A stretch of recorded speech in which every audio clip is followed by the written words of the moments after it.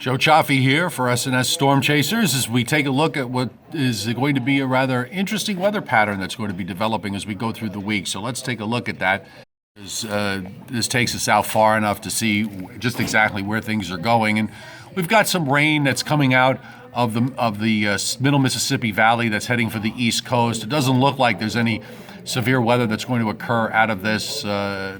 Perhaps some heavier showers and thunderstorms possible in the southern half of Florida as we move along. And then the weather looks rather benign as we go into Wednesday and Thursday. But you'll notice that there is some potential severe weather that breaks out over parts of Texas and Arkansas late in the week. But this is part of low pressure that's going to be heading up into the Ohio Valley. And there's a trailing front here, so there'll probably be a shot for something here later in the week in parts of the southern mid-Atlantic states. But that low is going to redevelop along the mid-Atlantic coast. And then if models are correct, and all three models show this, it kind of just sits there for a couple of days, which is going to make for an onshore flow and very damp and dismal conditions over much of the Northeast, if this is the case, starting later Saturday and lasting through the first part of next week.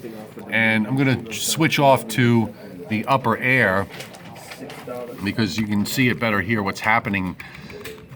What we've been having is basically a split flow in the jet stream. The southern part of the jet, and here's the northern part of the jet. And lately what's been happening is these weather systems come out from on the southern part, that the northern part of the jet strengthens and suppresses everything. Well, this time around, models are being a little different in that the northern part of the jet pulls out and the southern part cuts off. You can see it there, this big upper low that forms along the mid-Atlantic coast. And this is something that you do see in this time of the spring when weather systems start to slow down. You can see that upper low just kind of sits before finally getting kicked away to the northeast later next week. So this is something we're going to have to consider in terms of the overall pattern. It is relatively active. Certainly we'll be getting very active later in the week and going into the weekend. But in the meantime, we just got rid of some very chilly air here in the Northeast and some snow that fell last night in parts of upstate New York and in northern Pennsylvania.